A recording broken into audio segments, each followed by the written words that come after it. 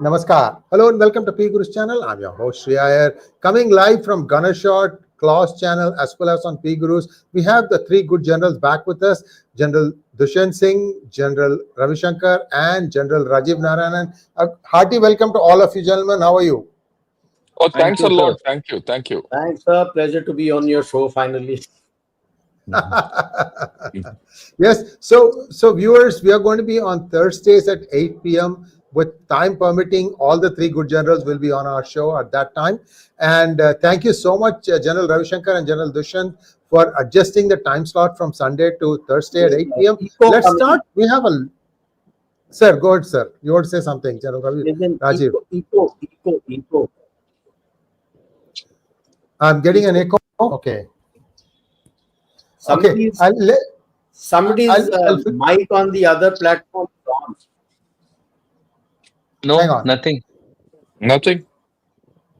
We don't have any mic on. How about you, General Ravi Shankar? Do you hear the echo? There's an No, sir. General Rajiv Narayanan, the echo appears to be on your side. Everywhere I else, it have seems to be all right. nothing. I have nothing on. Okay. No, you might have to just switch it on and off or log off and log in. I'll just Or it might switch be a off. Yeah.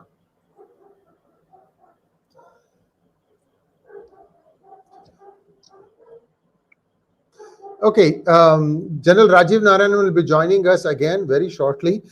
General Ravi Shankar, we have a couple of PowerPoint presentations today. I think let's lead off with yours because yours sets the context. And then General Rajiv Narayanan drills into the details of what is happening as far as the free trade agreement and its ramifications go. Maybe we should just get going, sir, and the General will join us in a short while. Yeah. Look, this whole thing, started today morning, in fact, yesterday evening, with three sets of tweets by Trump. This is the first this is the first Trump tweet. And he's spoken of, India getting a lot of equipment from Russia. That's what I've highlighted. And we are the largest buyer of energy. So that's the thing. And then he said India will therefore be paying a tariff of 25%. That's what he said. And a penalty for the above. That's the first thing. And India's response was pretty measured. What the government of India has said, this is the Press Information Bureau statement. And that's the only reaction from government of India. We've said the government attaches utmost importance to protecting and promoting the welfare of our farmers, entrepreneurs, and MSMEs. And the government will take necessary steps to secure our national interest. So very clear. And they've also highlighted we've done it with other trade agreements with, and latest comprehensive economic and trade agreement with UK. So it's a very measured response. It kept all door opens and we said where it will go.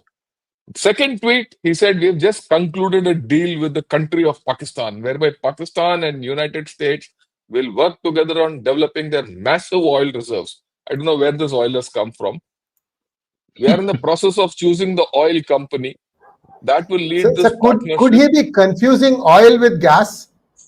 No, whatever is confusing. The fact is, this story, 5 years back, Imran Khan also gave out big tweets that, offshore in the Indus Delta, there's oil and it'll change the fortunes of the thing. That's about all. So he could be confusing about anything, but oil, Pakistan has neither. Okay. Then later, the third tweet which he came out was a bit of a rant. He says, I don't care what India does with Russia. They can take their dead economies down the line. I don't care. We have done very little business with India. The tariffs are too high and among the highest in the world. I thought this was a bit derogatory. So is he frustrated? What it is, we don't know. But we'll leave that. Look, this map is very interesting. It gives out the level of tariffs which are there. Those ones in blue are the ones which have already gone into an agreement with them. The ones in orange are all at 25-27%. Okay, including Canada, Mexico, Brazil is 50%. So this is an interesting map. Okay, I'll get this map are those countries, less China, of course, China is not included in this, which are paying only 10% tariff, which includes Australia, Ukraine, Egypt, Ghana, Colombia, Peru, Argentina. They're only paying 10% tariffs. Look, this gives you an indirect method of exporting through these countries, or for that matter, those countries which have already done a deal. So it's not as if this, tariff barrier is unsurmountable. Then, of course, there is tariffs, steel 50%, aluminum 50%, auto and auto parts another 25%, and copper parts 50%. That's operative. But I want to point out a few interesting things. India doesn't depend on trade. We all know that it's a consuming economy. Unlike Germany and South Korea, which are 84% on trade, their exporting economy. A thing like Singapore is 330% of the GDP, is trade. We are not bothered about that. So fundamentally, we are as a consuming economy. Someone has given out India doesn't need the world needs India. And Mr. Trump is spurning India. That's itself is a joke. And this is the way I look at it. To give an opening thing with a short, it's largely a negotiating tactic. Negotiations are still on. He might be even trying to force his way through the negotiations. And people have to realize India can't be another Pakistan or China. We have FTAs with other countries, whole lot of other countries. I'll not go into the list. We have the capability to realign our trade, right? Despite everything, some exports will remain the cheapest. I think big pharma and electronics are exempted. If pharma and electronics are exempted, virtually 50% of the tariffs lose value. Okay. You can always use the third party route. You can use services. What about services and investment? That's a huge thing because anything manufactured in USA vis-a-vis anything manufactured in India, the differential will be huge, and it will still be cheaper when it goes to USA after paying all. And I don't think this will have much effect. And are we being pushed towards China and Russia at some level, at some stage? Someone in USA will start thinking we are doing the wrong thing. We have a strategic partnership with them. This is supposed to be our frontline state against China. You've gone and sat in Pakistan's lap. It's a heavy incongruity. So there's a lot of scope to discuss many things. But I think Trump has fundamentally shot himself in the foot for the simple reason the two biggest populated countries, China and India, he's fought. That's almost half of the world's population. So where does this trade deal go? What happens is up for the grabs. This is so much to set the context. Back to you, Shreya. You Yeah. Sorry about that. There's a dog barking outside my door, so I had No, muted that's myself. He's not happy. I pushed him out to come into this room, and he's not happy. General Rajiv Narayanan, you have put together a fantastic slide presentation, and so has General Dushyant Singh. So I'd like to go to you first, sir, General Rajiv Narayanan, and then we will look at General Dushyant Singh's slide deck. Over to you, General Rajiv Narayanan. Before I get into the slide deck, there is a lot of chatter on the net about first to the deal or India should do a deal early. I'll just give you the relevance and put in picture why India is silent and not too worried. I'll start with China. Basically looking at how much percentage of their GDP export-import impacts. How much percentage? Because anything double digit, it hits your economy very badly. China, I have added Hong Kong and Macau. I don't know about how much about third-party countries are sending it into US. Hong Kong, Macau, we know. Now, the net, when you look at China's US trade, close to 26% is export and around 11% is import. That is China. Then let us look at Vietnam. 30% export dependent on US and over 12% import from USA. Japan, much is talked about it. 24% of GDP is the export and 21.8%, that is 22%, Now you realize that the moment Trump says, I'm going to hit you with tariffs, they would have gone running, because the economy can't withstand any impact at such a large double-digit percentage of GDP. Now we come to India. What's your trade with US? He mentioned it. We hardly do any trade. 2% of our GDP is export to US, and 1.3% is the import. So it doesn't make a difference to you. You can diversify. 2% of GDP and Yeah, that's what. 1.2% of GDP is nothing. Now, Trump doesn't understand this. So now we can go to the slide deck and just, I'll take you through certain things. Now, yeah, can it stand scrutiny? Next slide. I thought I should be having it anyway. Is what Trump doing legal? As per WTO, it is illegal. First, even though they have some acts in the US which gives him a fig leaf of cover, the powers of the US are, if I remember correctly, the Congress has to ratify this deal. Without the Congress ratifying the deal, it doesn't stand. Now, while he has done the deal with EU, Japan, Vietnam, and all these countries, except Pakistan, I don't think any of the parliaments is going to pass it. In the morning today, I had gone for a book release, and was a discussion with the French. And he has said, Macron has just said, no, take a walk as far as Ursula is concerned. He said, you are nobody. But just look at the deal, almost 700 to 750 billion in the next 3 years. They're going to start importing energy from US at what cost? Look at Japan and even EU agreeing to invest close to over 500 billion in US, establish plants, run those plants, and 90% of the profit US is going to take. Which parliament is going to clear it? So Trump is living in some other world. I really don't think. Pakistan, of course, उसको तो जितने पैसे मिल जाए, he'll be ready to do it. So Pakistan will do it. Let's look at EU. 27 parliaments he's got to clear it from. And already Italy and France have come on one side and said no, and that is the end of this deal. So I don't think he's getting any deal through. Just signing of the deal is one thing. Ratification by the parliament for the deal to come into effect is another thing. Like we have signed the agreement with the trade deal with UK. It will come into effect sometime next year. But what went silently under the radar was the ETF. The 4 countries of EU, Norway, Iceland, Switzerland, and Liechtenstein. You signed the agreement. Everything has been cleared. Parliament has cleared it. 1st October, it is effective. So you have an effective trade deal. You have another thing which I'm sure the Parliament will clear of UK. He has nothing.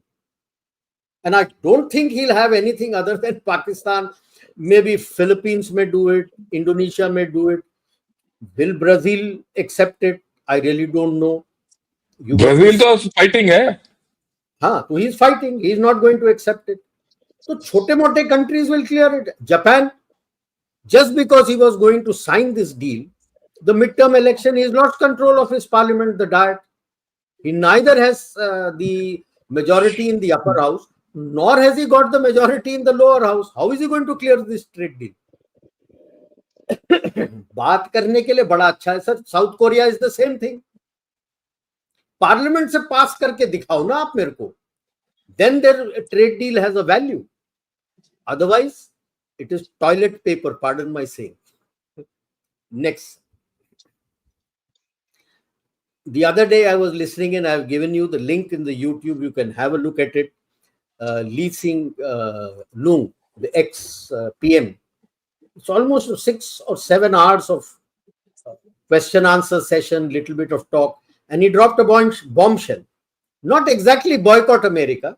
He said world -1 when we were discussing his US. That the world, that is, he was talking of the world island. He said the world island can live without US. Can the US live without the world? That the US has to decide. But in this, there are two issues here. While it is easy for him to say it, like I told you, the dependencies that are there already. Global North, EU, 5% of GDP is export, but they're not mentioning how much of import. It is almost about 40-45%. So will the Global North bite the bullet? And can the Global South exert pressure? That is the question. If push comes to shove and this happens, I'm sure US will be left holding the wrong end of the stick. And the feedback getting from the ground through US is there are a lot of people in the Trade Department and think tanks, diplomats, retired diplomats, who are very angry with Trump as to what he is doing. That it is going to be very difficult to regain trust from certain countries again if Trump pushes this any further. Next. Now, this is our stock market's reaction, which gives you the thing.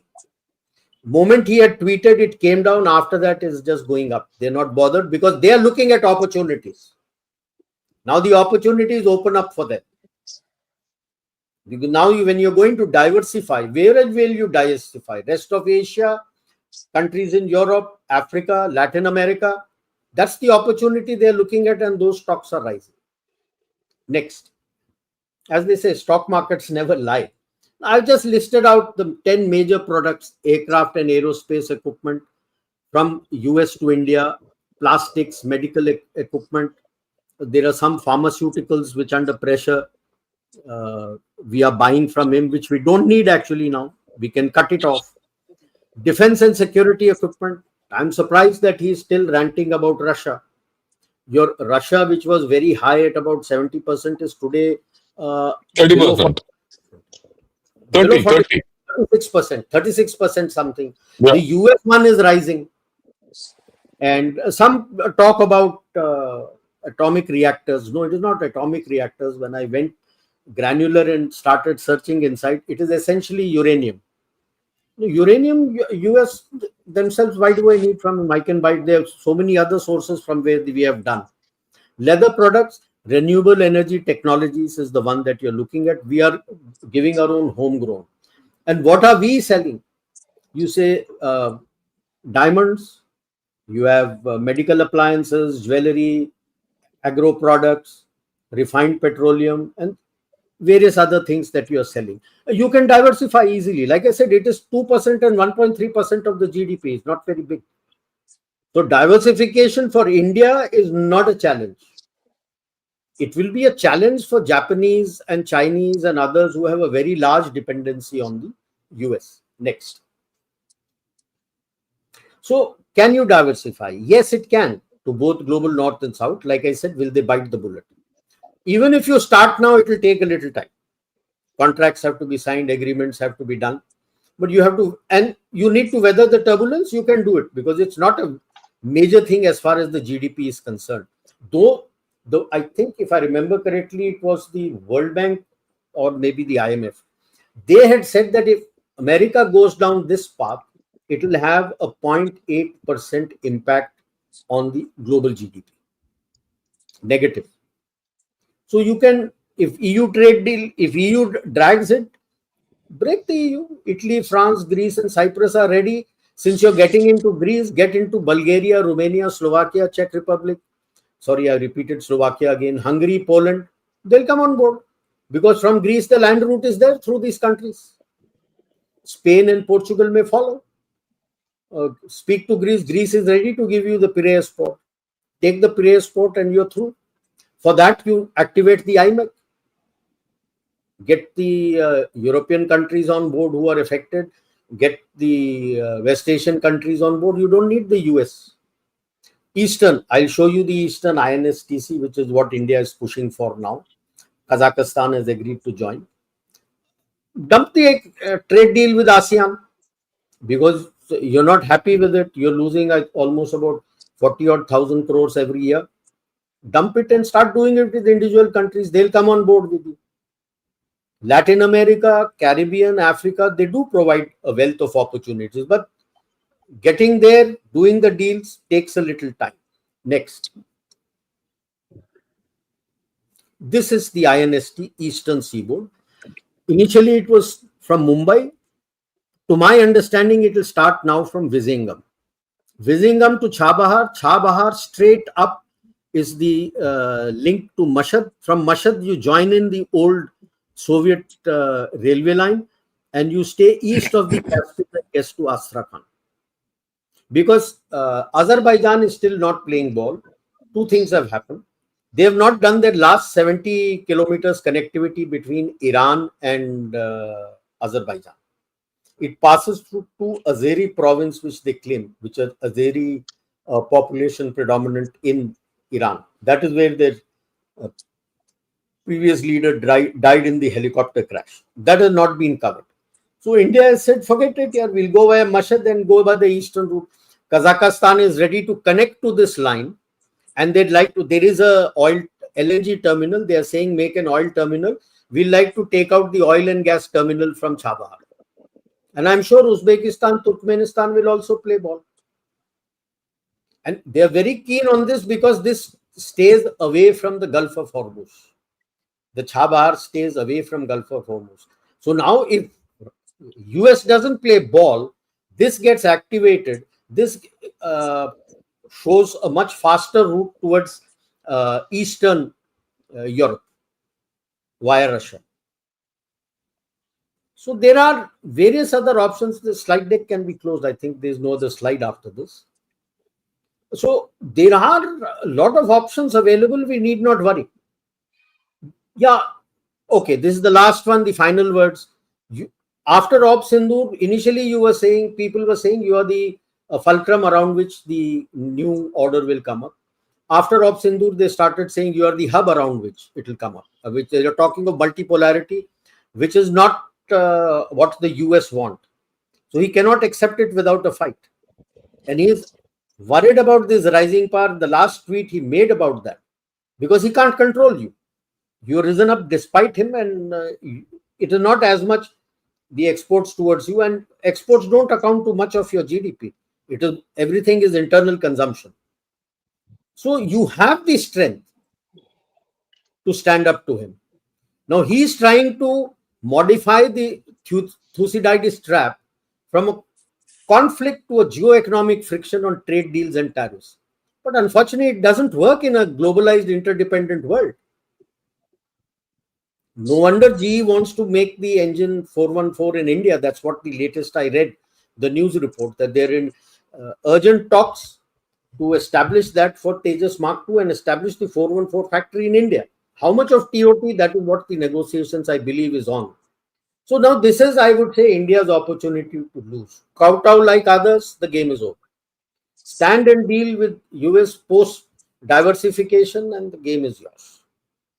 So at the moment, the way the government has gone about, why Trump is worried is, when he has imposed tariffs on most of these other countries, they have immediately called him, the leaders, and sent their trade delegation. India has done reverse. We have not even spoken to him. Our trade delegation is back. And Trump is now talking that on 25th August. So he is, I feel, on a slightly weaker wicket here. A lot of pharmaceuticals go from India to that place. And if he is not careful, then the pharmaceutical prices will go to the roof. And it is going to impact his health services. All cannot afford all the costly medicines that are available in the US. And India can diversify. Then US will have nothing left. That is what I'm saying. Narayanan, General Dushyant, you have a slide deck also to present, sir, and I'd like to invite you to present your slide deck, and then we can start analyzing various options and perspectives. Over to you, sir. Okay, so I really don't have a slide deck. We can switch it off for a while and then I'll get this slide deck. What I wish to say is that based on whatever General Narayanan has presented and General Shankar has presented, there is only one observation, and that is that while overall the trade percentages for India are low, as compared of export as compared to the other countries. But if you look at the trade deficit with US, our exports are about $40 billion more than the imports. So, and this we are trying to use it as a balance on the deficit which we are facing with the Chinese. With the Chinese, we have a deficit of about $99 billion. You can say roughly about it. It varies between 90 to $95 billion. That's the range in which the deficit is against us as far as China is concerned, and in favor with the US, we have the figure about 45 billion dollars. So 50% of our overall trade, which is import and export, gets compensated by the US exports. So that is one area which we need to worry about. So for that, it's not that we cannot get over it, but the fact is that we need to take that into account. So that's why the trade deal is, going on for such a longer duration. And I'm sure our powers that be who are engaging in this trade deal will take care of this particular issue.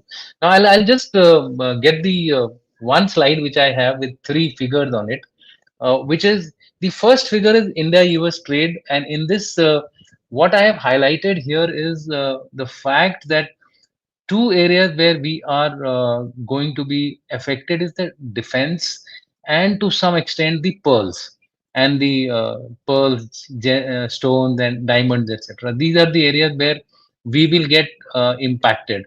As far as the aircrafts is concerned, if we have to take it from aircraft, defense equipment, etc., if we have to take it from the US, we don't know exactly whether the 25% tariff will apply across the board to all the equipment, or it would be selective, that only the once the details come out or once we get indulge into this kind of a trade, we will get to know about it. But what is more important is I want to show certain two more figures.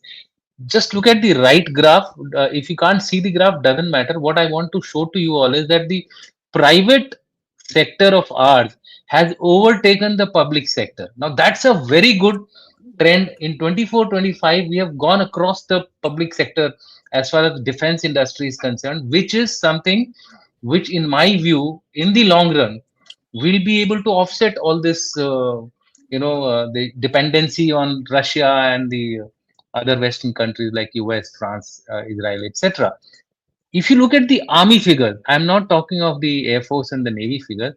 In the army figure, from 24-25, we have zero foreign imports. Zero. Most of the contracts are going to the indigenous. Like for example, even the if you look at the Swarm satellites thing, it's gone to Kepler. It's a startup of India. So we are making a solid progress. So this dhamki is not going to really work on India. Yeah, and as far as the conventional weapon systems are concerned, which is aircraft, this particular slide can be taken off. As far as our conventional systems are concerned, like the aircrafts, etc. Look, the warfare is changing.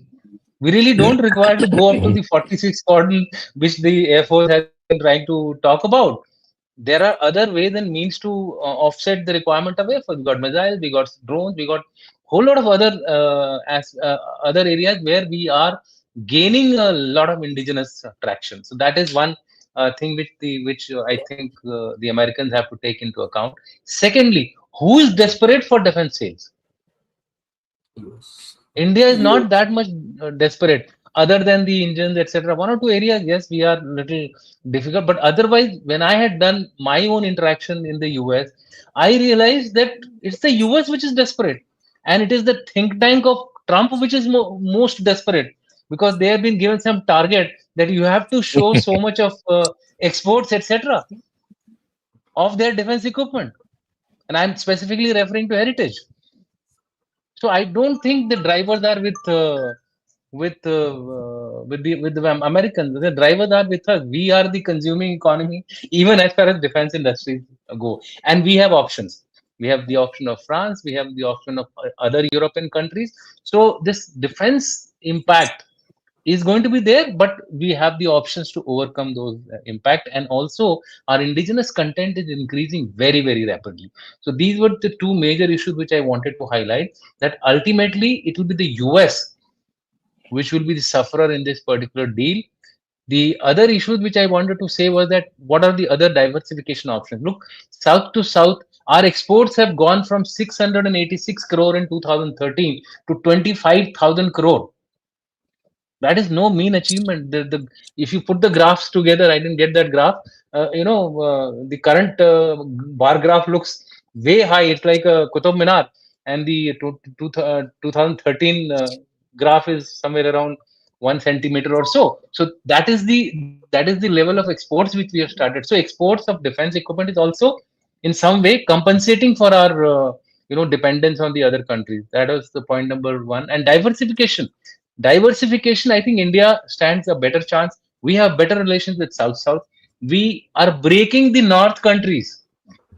The northern countries are now, I mean, the so-called north countries and the western countries are actually striking individual deals with us, whether it is the normal trade or whether it is defense trade.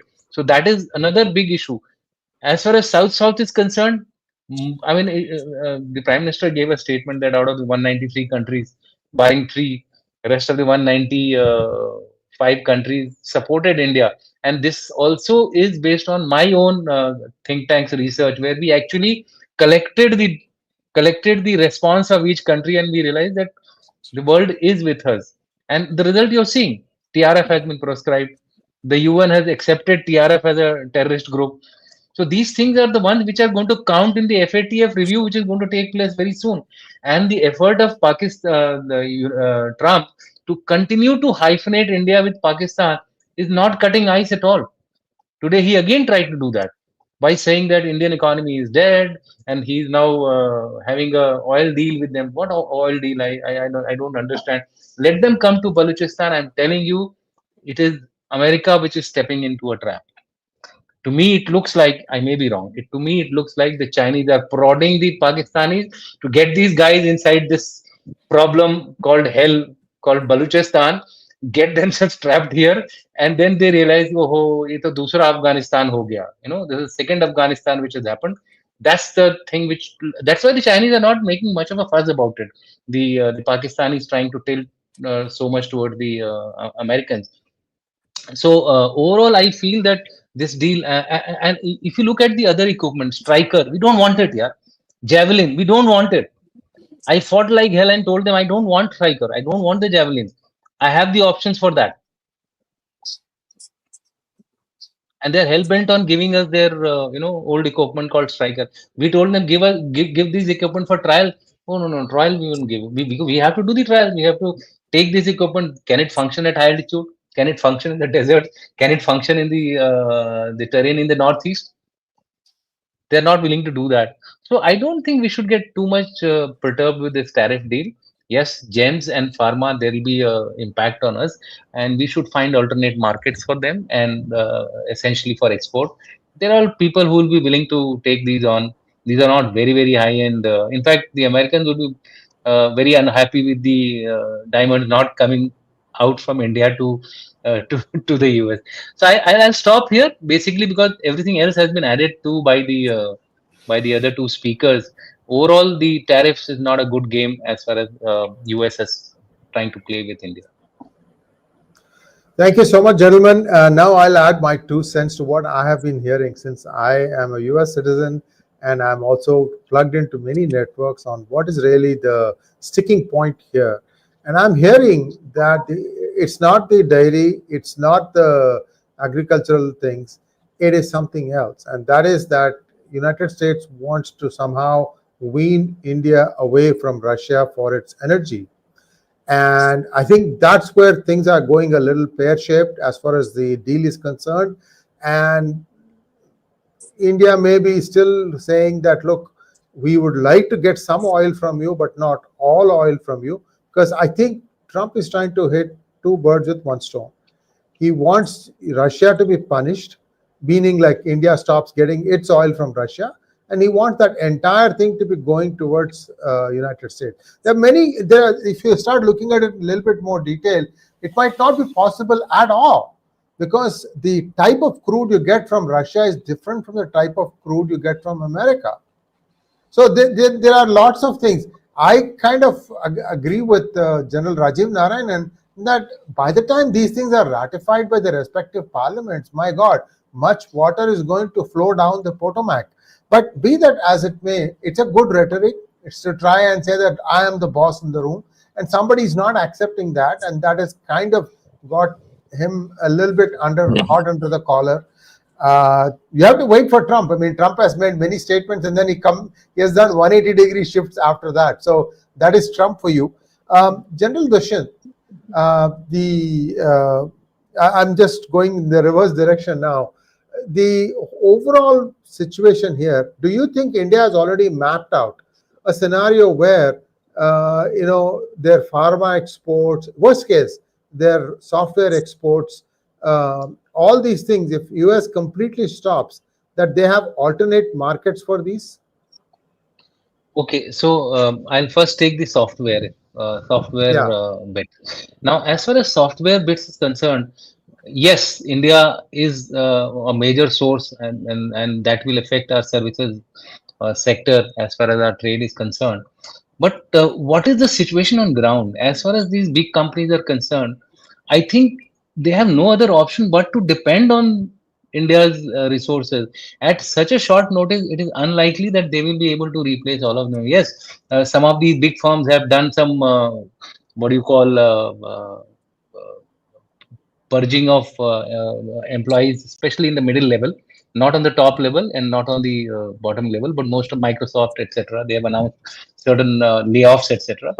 But ultimately they have to depend on India. So I'm not so much worried about the software. But yes, pharma and gems.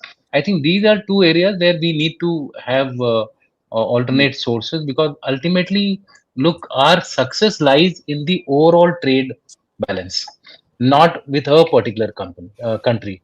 So if our overall trade balance even today is just about, I think, 1.6% in the deficit, if I'm not wrong. One can check it. I heard it in one of the seminars by a renowned economist. So we have a very small hill to cross. Let me put it this way. And I'm sure as we are breaking the Western world, we should be able to find alternate markets for our gems and jewelry. Pharma, uh, pharma also, the dependencies ultimately will come back to India. See, we started doing a change with China a little about 4 or 5 years back. With the Chinese, what we are doing is we have created a supply chain, whether it is through third party or not, but our raw material problem with China has been resolved. So we are producing the desired number of, I mean, our capacity as far as pharma is concerned. It's only the export market is what which we have to look for. The African continent and the Latin American continent, to me, it looks like is the area where we would be able to offset this particular. And given the kind of help which we gave during COVID, I think we will get the we'll get the alternate markets here. And just to put you in some kind of a calm assuredness, is that we started working on all these diversification about 2 years back, whether it was defense or whether it was pharma. That would So have been diversification February is going on. 2022 when India did that big jump to start importing from Russia. Correct. I mean, Biden was pissed as hell at that point of time. Yes. Sir, please continue. Yeah. Even Biden actually exercised sanctions.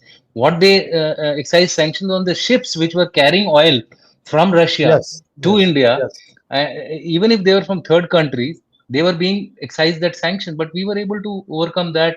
I think there were some negotiations done, and finally that thing got sorted out. This time around, let us see. Let us see how much of a implementation he can do as far as the sanctions are concerned.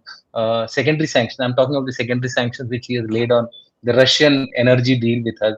But even the energy deal, if you remember, we started approaching Venezuela, etc. Very very, I think 2 or 3 years back.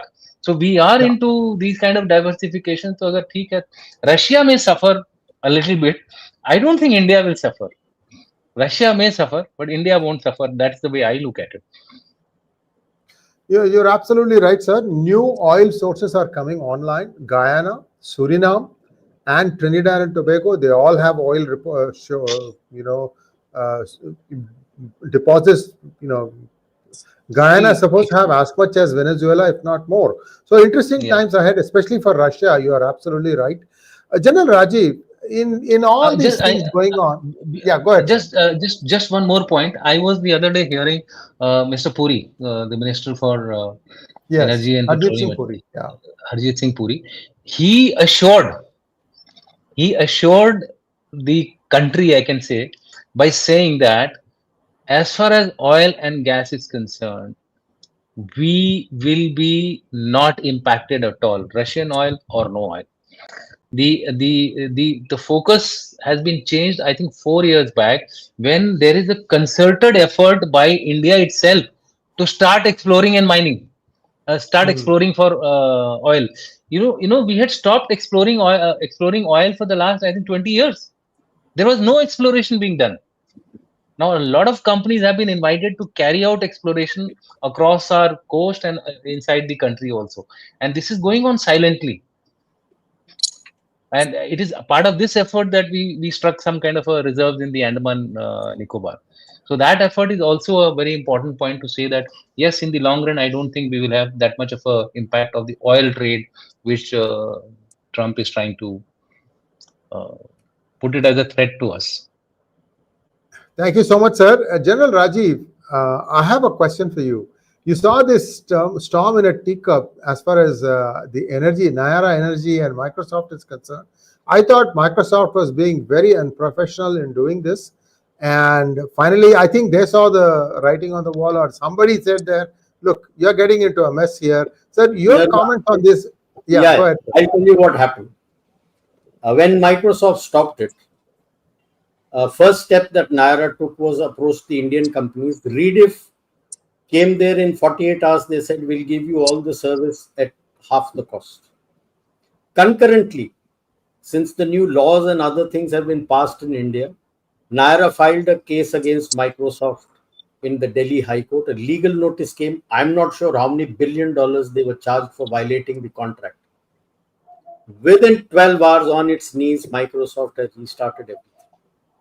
It has learned the lesson that, see, the problem with the US and the US companies are they are thinking it is India of 2018 when Trump took on Iran. You put pressure on India and said you do not take any oil from Iran. That was the cheapest, by the way, that we were getting next door. And we made it zero then. It is the COVID, the way you handled and the way you got the trust. And like Gen Dushyant said, from 21 onwards, we have started diversification to all places. Mozambique, Angola, you signed contracts with everybody. And now when he's come and told why you are on a strong wicket as far as Russia is concerned. When the EU and the US sanctioned Russia for oil, not for gas and minerals, for oil, they immediately walked up like old landlords to Saudi Arabia to say that, okay, you divert and give us equivalent oil. That Saudi Arabia told them, there is the door, get lost. There are international rules and regulations. There are agreements that I have signed with countries. I'm not going to cancel it. I didn't ask you to, did you take my advice before you went and sanctioned that oil? That's part of the overall oil that is available in the market. Number two, they asked them to increase. They said, why should I increase the output? The cost will go down. My economy will be impacted. So the backdoor deal was done. India, when they brought that oil, refined, and that is how you are the biggest supplier of oil. Nayara is the number one supplier of diesel and aviation fuel to EU. The sanction was supposed to be from 1st of January 2026. 3 days, I think 4 days ago, Nayara stopped the supply. He says, what you have done is illegal. They said, no, that is illegal. He said, what you have done is also illegal. Who has authorized you to sanction me? For what? This is Indian oil. I can get crude from anywhere. Once I refined it, it is my country's oil. On what basis have you sanctioned India? He stopped it. Now from back door they are saying, no, no, no, let us do a deal. Nara says, come front. You made the sanction up front. You made a noise up front. You want a deal with me? Come up front. Otherwise, I have already diversified. India is absorbing some amount. Rest of Asia, some in Africa, rest in Latin America. I have no deal with you.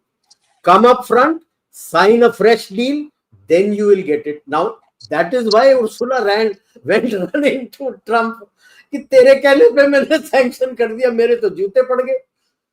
But the issue is that is also a threat that Nayara has given, because whatever sanction Ursula does has to be ratified by the 27 parliaments. Yeah. Why will the parliament permit that? Sir, if you buy from US, France itself at that time had said, when US said, I will give you, that you are giving me at 5 times the cost. So that is a big problem that they have. They know they can't live without you, but they look down upon you that you were the colony. You were my slaves. Now I am dependent on you for survival. That is actually the problem which is running through at the moment, especially amongst the liberals. And that is why you see the rise of the right wing. They say the Nationalist Party, call what you will. That is where the rise is coming up.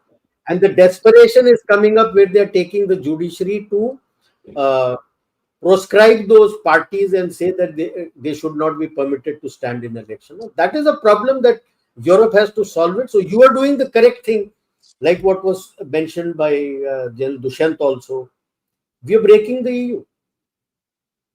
The companies are breaking ranks and coming and wanting to do trade deal with you. They're desperate because you need this, sir. If their company comes and makes it, they know that he'll not be that much dependent on export for survival, because the internal consumption is so high in India. As of last year's, which they have given 24-25, the economic survey, 64.1% of your GDP, sir, is contributed from internal consumption. 64.1%. Which company will not want to come to India? I think Trump has got it wrong. He's going the wrong way, trying to put the pressure and capture the market. India is not the India of 2018 or of his first term. Much water has flown down the Potomac. India is a different kettle of fish today. You're muted, sir. You're muted. Thank you so much, General Rajiv, and thanks for letting me know. I'm trying to keep the dog out of my ears also. General Ravi Shankar, there's an interesting news item I read today that 4 Indian public oil companies like Indian Oil, Mangalore refineries and others, 4 of them have stopped taking Russian oil for the past 4 days.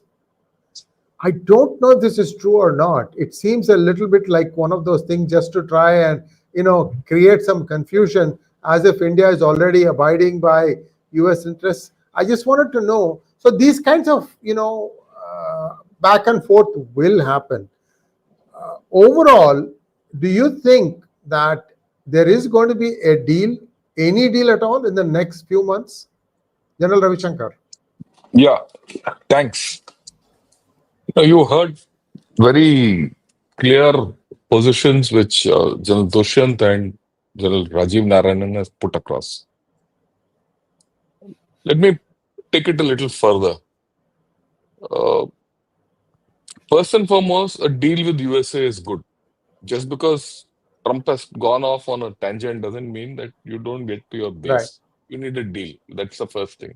It's good for us and it's good for them also. But having said that, at this point of time, let's analyze why is Trump doing that. Actually, you mentioned it. Trump is doing this only because he wants a victory over Russia. He wants to finish that war and he wants to ensure that Russia loses. Because Russia is in a position that it can't lose. Ukraine and the rest of this thing are in a position they can't win. Unless Russia's, economy is choked off through the oil route, Russia can't come to heel. It's as simple as that. Trump is doing this not only with India, he's also doing with China.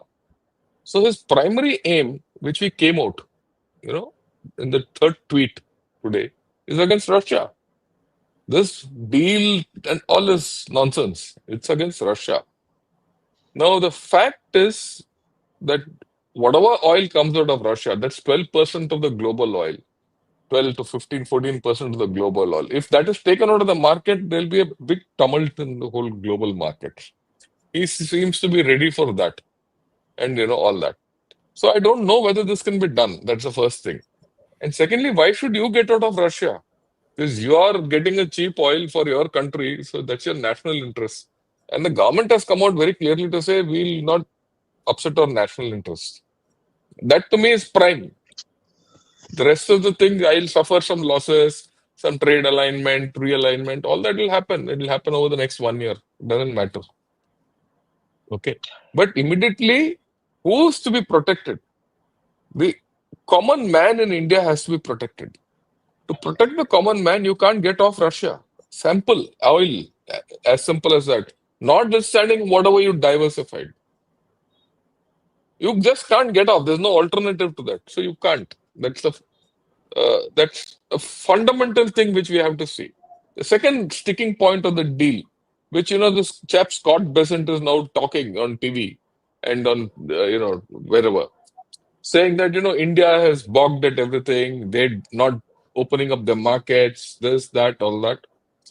Uh, he's After all, he's a Treasury Secretary. He has to toe the Trump line. We can't open up our dairy products, agriculture to anyone else because that will be the collapse of our common man. Now, if these two fundamentals are not met, right, the government will go. Let's be very clear on that. So the government has got no choice but to take a stand. That's the first thing, right? The rest of the deal and all is a secondary thing. The second thing is, India is used to these sanctions and these nonsense. It's not new. Yes. You go back from Pokhran days, for every damn thing which you did, even if you went to go for a piss, these people would come and sanction you. Oh, the time has passed for that. As simple as that.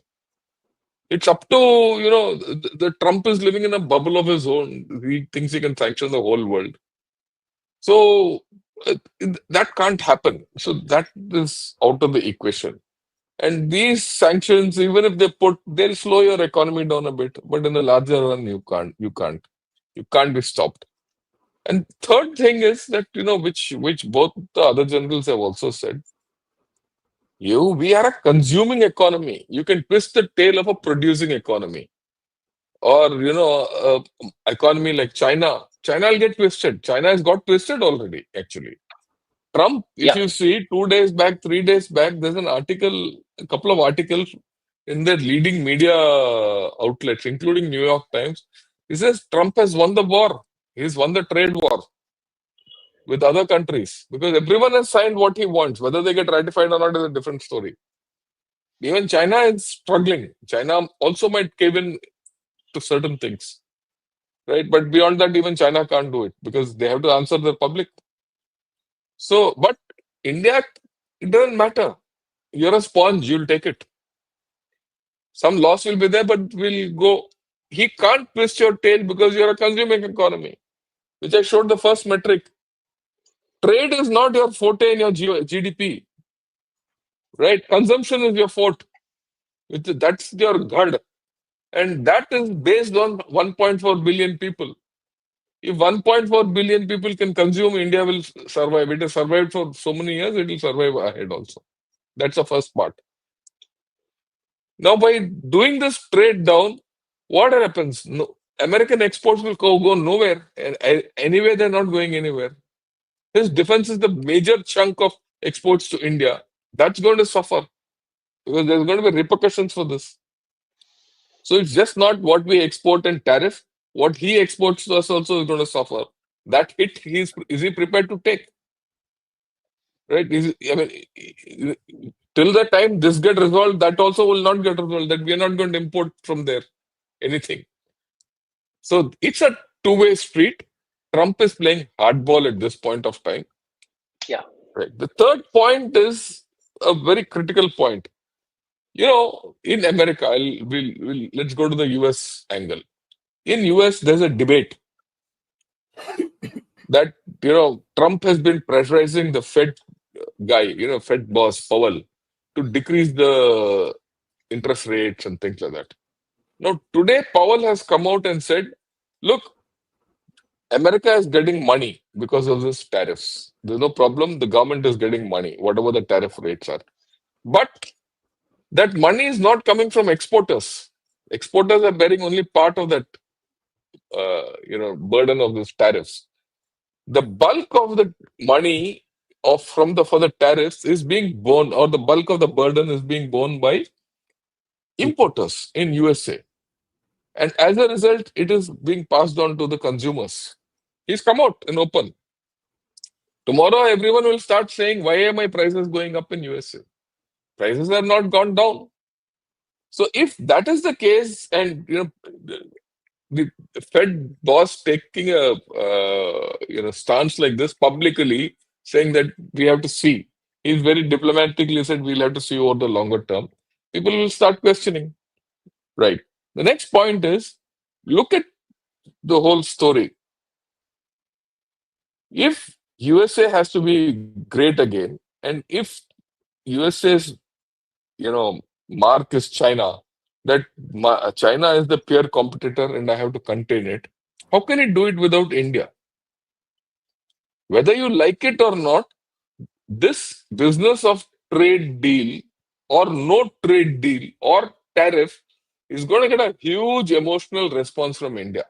It's already there. Okay, everyone is following this.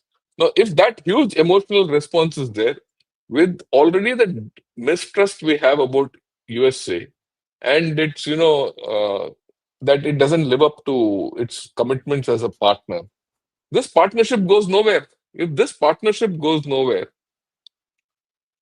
how does he contain China? He can't. So he has to, at some point of time, start thinking. Okay, but forget about that. Forget about everything. We have to come to a reality. It's nice to say I'll do this, I'll do that, and all that. We need to now very seriously start thinking of doing things the right way. You need to be able to stand on your own. That's the first thing which we need to realize, that neither will Trump help us, nor will Xi Jinping help us, nor will Putin help us beyond a point. If Opsendur has taught us anything, that you have to stand on your own. If you have to stand on your own, and this is the lesson you learned, that completely America has turned turtle and he's gone, and he is getting this Asim Munir to whatever he wants to do with him, and he's backing Pakistan so openly. Do you think we should go ahead with a strategic partnership with USA? It's a question mark. You can't do a partnership with China. You can't do a partnership with USA anymore, right? If that is the case, what are you going to do? Forget this, whatever happens with Trump, he's not putting us in a corner. Your economy is not going to suffer. You'll have a little blip, but you'll get out of it. But what is your fundamental larger strategy and game plan? Would you like to go to EU, who's also playing the Trump thing? Or would you like to go to Brazil? Like to go to Argentina? And where? Are you going to do your deals with Japan? Or strategy? The fundamental fact still remains Pakistan and China are still your problems. Is there a case for us to now bite the bullet and say, I will now put 3 to 3.5% in my defense budget? And this is not something idea I'm giving. This has come out in Opsendur parliamentary debate. Some of the people have got up and said it's high time we started increasing the defense budget seriously. Is there a case for us to somehow have a plan to get the technology which we don't have on board? Is there a case? See, we all say we should get F-35 or Su-57 or whatever, fifth, sixth, seventh generation. Is there a case for us to seriously rethink that do you need to change the concept of air power and depend on your own missiles and things like that, and do alternate things so that you don't depend on anyone else or from outside? So I think this is a huge wake-up call. And the good thing in this is you hit this speed bump at a time when you can afford it. Because Pakistan is in no state to do anything naughty. Because its air defense is still down. Its aircraft, I mean, all their airfields are not up. That's even the Prime Minister says so. Will they do anything now? No. The Chinese are in their own mess. So the chances of anything happening on our borders is less. So this is the time we have to strike out. You have to take risks. You have to invest and do something big. And not say, okay, I mean, we can keep talking about Trump till the cows come home. Let him do what he wants for the USA. We need to do what is good for us. That is the more important thing which I want to take home from this discussion. Yeah. Thank you so much, sir. We have a lot of questions from our viewers. We'll just go through them in round robin fashion. First question for General Dushyant. Can you put up the first question, please? General, now with Trump's bootlicking of Pakistan, it is unlikely that Pakistan will be moved to the grey list in September. Am I correct? General Dushyant. I don't think we should, base our conversation on one particular event.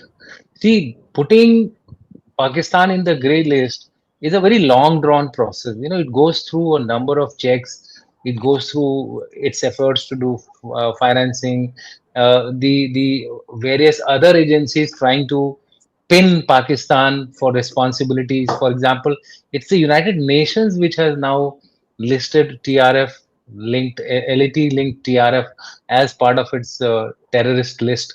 So earlier US had done this. So these are things which build over a period of time and then convince the FATF to go in for it or not. And India has a very strong presence in the FATF. Like Pakistan has been very lucky this time that they are home, sitting in the UNSC and also being the chair for 1 year. So they have a little bit of an advantage. But despite that little bit of advantage, it was the UNSC which included TRF now. So whatever lost ground we had in the initial bit, I think we have made it up. So let's keep our options open. I'm not saying that 100% they will put it in the grey list. Maybe they will put some observation. Maybe they'll put some additional conditions, and which will force the IMF and the World Bank to put additional conditions on Pakistan to use their loan or use their grants. Very true. Very true. Next question, please. This is General Rajiv. Dragon's Bite is unavailable in Amazon, sir. The problem is that the publisher is collapsed. Somebody else has bought it and is not publishing. So I have contacted another publisher. It's out of stock actually now, the first print. So I'm in the process of revising this, not making a second print because certain things have changed in the orbit of China that I need to incorporate. May I just intervene here, sir? Yeah. Please go ahead. Sir. Do you have the copyright of that? I have no clue where I have kept it. If you have the copyright, clause will publish it. I'm giving you the check with Colonel Raina because the entire most of the publisher staff have gone to him of Indian Defense Review, which was Lancers has collapsed. The Lancers has collapsed. The person it has gone to it has gone to Saber and Quill. And Quill, where they have merged, and Saber and Quill is our publisher now. So so Jitendra is there who was dealing with it. I can send it to you, but I'm in the process of revising certain chapters because certain things have changed. So if a second edition is instead of second edition, what I had spoken to Raina was let us do it as a revised edition. Next question also is coincidentally back to General Rajiv. Trump is changing the world by the hour. Does General Rajiv still feel that 1998 plan of Ralph Peter will work and Pak split into UN recognized countries? See, UN recognition takes a long time. Iraq is already in 3 parts the way they wanted. Pakistan is also almost on the path of the way they want. Its rate doesn't run in Balochistan. KP has gone out of control. Only GB is left with him, Punjab is left with him, Sindh is left with him. GB will be the next on the hit list because I'm sure Trump must be actually doing the deal not for Balochistan as much as for GB also. Because once in GB, he can keep a watch not only on China, also on India. Let's be very clear on that. Okay. So it's already there. KP writ doesn't run. Balochistan, the writ doesn't run. So it takes a while. Like Iraq is in three parts. There is a Shia part, there is a Sunni part, there is a Kurd part. So de facto it is there. Getting recognition is not easy. Everybody can't create a Bangladesh. Next question is for General Shankar. Trump told Canada to become the 51st state of US. 25% tariff slab seem a lot milder in comparison. That's fine. I mean, Canada is also not very happy with whatever Trump is doing. They're still telling him to take a walk. You see that orange countries which I showed, which are the 25% that thing, uh, they're all pushing back. They're not. No one is agreeing to Trump. This harebrained idea that Canada can become the 51st state of USA and all is out of the equation. Look, let's be very clear. The way I look at it, what Trump has done, virtually by this kind of a new thing, he's lost his last friend who could have been his friend. He's now gone, so far it was only against India that he wasn't shouting. Otherwise, he was talking all nonsense against EU, Japan, Korea, everyone. Abhi India se shuru ho gaya, abhi no one has got any interest in him. Those who are dependent on USA for their defense, this is the thing. Those who are dependent on USA for their defense have no choice but to go back to him. Like EU has no choice. Japan, no choice. Taiwan, no choice. All these other countries who are dependent, they will go back to him. But other countries will not go back to him. In fact, even Canada doesn't really depend on defense for them anymore. That's the way I look at it. Gone are the days where missiles could fly across Canada and they had to be shot down through NORAD and all that. A lot of it is dismantled already. So I think this whole story will come undone. Just give it a little time. Look, it's well possible that by 15th August we are talking of a deal done because those chaps are coming here. That team has to come here and still negotiate. The negotiations are still on, so let's be patient. 25th August, the team, the trade Yeah. delegation. 25th August. They're going to come here, yeah. So maybe next month we'll be talking a different thing altogether. And last but not the least, taco. Taco is there, no? Trump always chickens out. Yeah. How, Shri sir, how are Yes. the Coca-Cola and Pepsi-Cola handling their aluminium cans now Mm. with this tariff? Because it all comes from, Aluminium comes Canada. from Canada. Canada.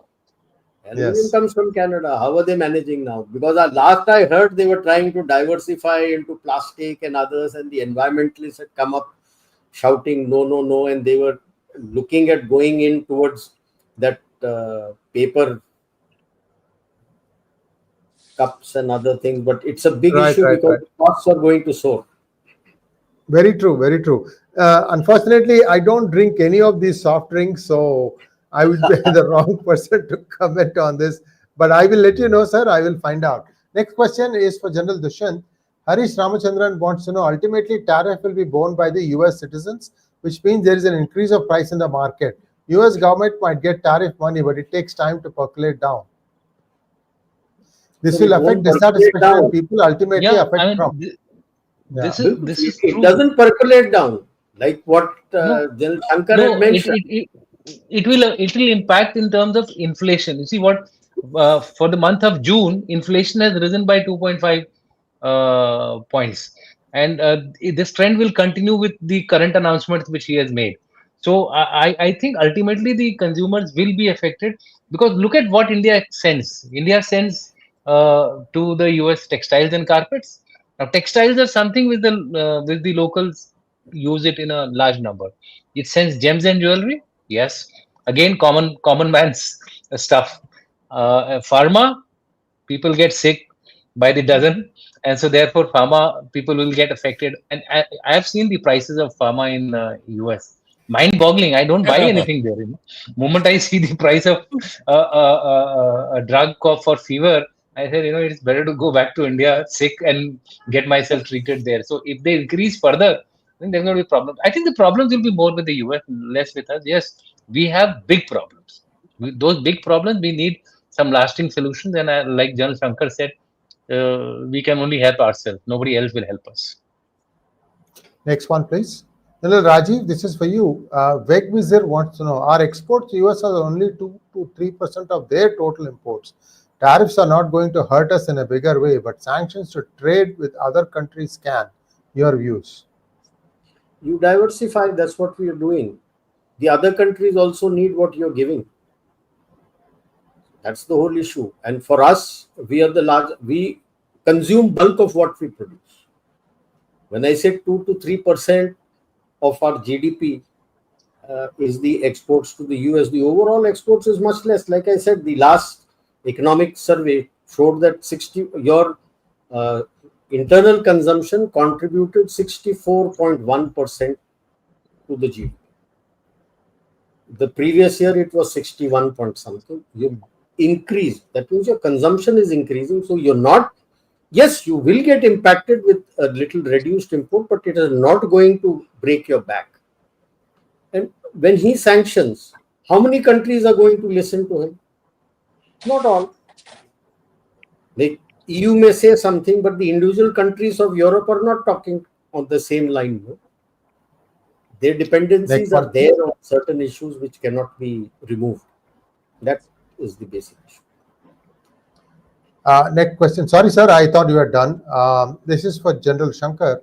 Akash wants to know, as far as Trump, his tariffs in general and his tariff negotiations with Bharat in particular are concerned, it is clear and present that he has lost his marbles and is in a panic. Your views? Look, I have a slightly different view on this. He's not lost his marbles or is in a panic, but I think we have to understand that we misread Trump in this 2.0 avatar. And this has been there. If you go back to his statement from January, ever since our Prime Minister went there and met him till now, he's speaking in two tones. At one level, he speaks very nicely. At another level, he speaks very nastily about India. And over time, he's started speaking more nastily. And I thought the latest, tweets of his were very bad. It's a rant, and it's a bad rant. It's not good to say to your strategic partner that your economy is dead. Okay, we are confronted with a situation today. Let's understand this, a macro situation. And India-US relations have always gone through ups and downs. I see this as a huge blow. So whether it's panic or whatever it is, this cannot be undone so easily. That's my gut feeling. Right? And that whether the trade deal gets done or not, no, the level of mistrust between India and US has gone up. And that will be our bigger challenge going forth, not this trade deal. If I may add, sir, I don't think this trade deal will be done in a hurry by India, because there is one statement which has come out from the spokesperson of the government that the US should realize that the Indo-UK trade deal took many years to get finalized. So deals like this are never done in a hurry. That was the messaging, and I think he's going to panic more and he's going to rant more. It's not going to happen in a hurry. Next question. This is for General Dushyant. Question: ask generals, will Trump tariff blitz escalate trade war in this world? Trump is trying to control Modi government on his terms. Will tariff war affect Indian economy? Yeah, see, no change goes unaffected. So there will be effect of any kind of a change which takes place in the overall economic activities of the world. So to say that there will be no effect, I think that is fooling ourselves. But what is more important is that the effects which are going to take place, we take care of it in a manner that we get the minimum impact. For example, in the COVID, the entire globe got affected, but there were only two economies which were able to, you know, sustain themselves. One was India, which was even. I mean, there was no negative, there was no positive. China had a little positive growth, but rest of the world had contraction. Let me quote to you a figure of the last 40 years which India has been managing its economy.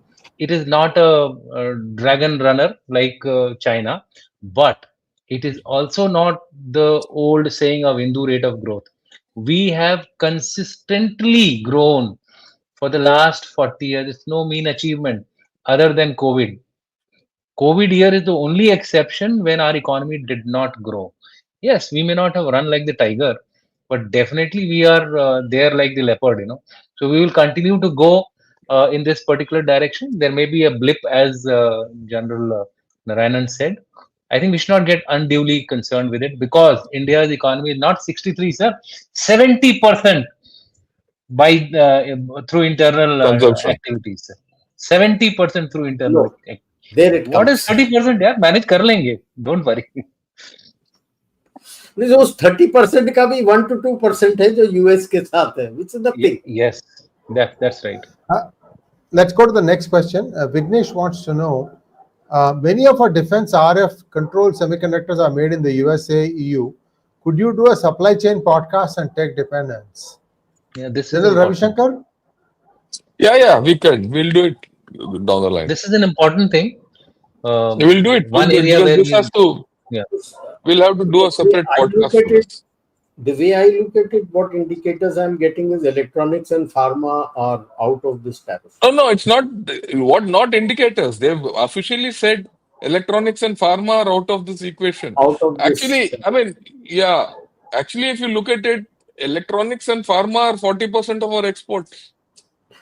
Maximum. Virtually 40% of your They exports are are out out of of out of this tariff. That is why General Another- Dushi was actually talking about garments and jewels. But that's it. another thing, you know, which is of interest. Why our trade has not trade deficit has not reduced with China? It is only increasing. Any guesses? We are dumping. So we have dumped enough to see us through this kind of a sanction era. So let's give the government also a little credit for its advanced thinking. I said in 2 years, so the dumping is taking place in critical By areas. next year, those two plants that Tata's is making, one in Guwahati and one in Maharashtra, to make your semiconductors and chips and all, so then your dependency Gujarat, reduces. Yeah, Gujarat. Your dependency reduces on US. You'll be making your. Look, let me come here with one important thing. Many people don't know this. You know, semiconductors, we don't make the hardware, but we are a software power in semiconductors. You know, we are one of the biggest non-fab semiconductor powers. I hope you know that. You design semiconductors, you pack semiconductors, you write codes for the semiconductors and everything. Okay? And you have today, India has connections on semiconductors with Taiwan, USA, Europe. Everyone comes to you to, for many things. The day you get a fab, a couple of fabs in your story, your scene changes completely. Completely. So many times we don't even understand where we are standing. So That's why I say, yeah, please. I'll just add to what you say, sir. Why is Boeing looking at shifting to India? The CEO, I'm forgetting his name, he openly said that the complete supply chain management, which is AI embedded, designed, developed, made in India, and his supply chain is not just about, because all the parts to be going to different factories all over the world, getting made out there, and then from there moving to Seattle to get it integrated, and then moving from Seattle to carry out the orders, has been written coded, designed, developed, and is controlled from Bangalore. It is not controlled from Seattle, his headquarters. So his statement was, if the main thing in a company is the supply chain movement to manage a company successfully, if sitting there I'm going to be hit with tariffs and cannot compete with Airbus, I might as well shift to India. This is the statement. This is the level of your what to substantiate what Gen Shankar said. This is the level at which you are there, non-prefab. We don't understand our own strength. Boss of IT world. Next one, please. Saurabh Sabharwal, thank you so much. India has been an ally with US. Unlike China, backstabbing your ally comes with long-term repercussions. It will be US on the losing end, looking at companies manufacturing in India and exporting to US. Dolak Trump. Apple. Apple, yes. Next one, please. Right. Yeah. Nitin wants to know, there are signs of Indian apathy from prominent USA senators who called the shot in background. But we were keeping blind eye like pigeon, assuming its time will be different. Can this work? I don't think so. Today you have also got into their caucus mode. You have your India caucus and you have created all that, what Pakistan used to do. MEA spends a lot of money into that. And there are a lot of senators on the India caucus to say that you're not doing it. I wouldn't agree on that. General Dushyant, this is for you, sir. Good morning, generals. As the general said, there are no friends in diplomacy, only national interests. Can Trump be trusted to do even that for the US? Feels like he's doing Russian roulette daily. Okay, I describe Trump with 3 words.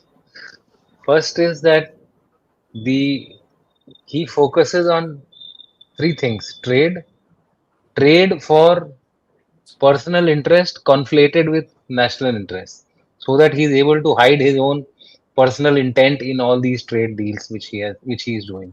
So if he's getting into Pakistan, you have the personal end also there. The second thing is, I think he's a man in too much of a hurry, and anyone who's in a hurry ends up harming himself. So that is likely to be the fate of Trump, a man in a hurry. And the third, which you all have already highlighted, taco or what? I don't know. Yeah, Trump that's always chickens out. Yeah. Chickens out. So that these characteristics will not really give him very good friends also. And I think after his tenure, I dread the fate which he's likely to face. Next one, please. Saurabh wants to know, if Trump doesn't get his toys, will there be further escalation in the defense domain, increasing disturbances on any of the borders, northeast or west? Thanks. I don't not think so. Escalation. Oh, this is for you, General Ravi There'll be Shankar. no. Sorry. No, Yeah. there'll be no escalate. Don't worry about it. There's going to be nothing. Like I told you, today Pakistan is not in a state to do anything. It'll take some time, whether Trump sits there or not, or all that. Or Asim Munir is, made to sit on Trump's lap. It doesn't matter. And China has its too many internal problems. So I don't see any problem in the borders. I mean, that's my view. We Thank you had so this, much, no? Vignesh Kartikeya. Many of our defense, this is for General Rajiv, defense RF controls, it's already done. This is already done. Next one, please. Dinesh Allahabadia wants to know, sir, can India have dragon growth like 12 to 16%? General Rajiv. okay. Dinesh, I have only one thing to say: the 12 to 6% growth was actually hollow. There was an extensive state,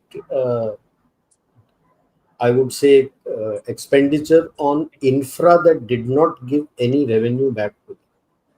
He is paying the penalty for that. And it began extensively after 2008, with that financial collapse. So if you Google and check ghost cities of China, you will see a lot of them. I wouldn't like to do that. Slow and steady wins the race. We are borrowing at 7, 6, 7, 8%. In one quarter, somewhere we had 9% also. I'm happy with that. As long as it is a productive growth which benefits the people, and you have some financial earning from that. Otherwise, all these doesn't help. Yeah. I like to add here. You see, we are looking at our growth from the real growth, and not the nominal growth. Actually, real growth is not the true reflection of the spending capacity of the public. Our nominal growth had always been till last year in the range of 14 to 15%. In the range of 14 to 15%. It is only this year, last year, that it dropped to about 9.7%. So if you look at our growth in terms of nominal growth, we are growing at that rate which you are talking about. It is only when we reduce it to the real growth that it comes down to 6 to 7%. And it is always better to see your growth in nominal terms rather than real terms. Thank you Yeah, so much. and And that brings us to, they, yeah, go ahead. okay, last point. You see, what General Rajiv said is very important. You don't need dead growth. You don't need growth for the. See, it's like this. If you move a brick, right, from one place to the other, it contributes to GDP. That's the economy. That's how it is. If you move that brick using a scooter or a vehicle or something, the fuel you have burned contributes to your GDP. But just by moving your brick from one place to the other, has it any useful GDP? No. China's GDP grew a lot through this useless GDP or the dead GDP. We don't want that. That's why that thing of nominal growth is more important. Okay, that's the more important part of any GDP. Thank you so much, gentlemen. Thanks for taking time out and coming on a Thursday evening. We'll be back next Thursday evening with the three good generals. Namaskar. Namaskar. Namaskar. Namaskar.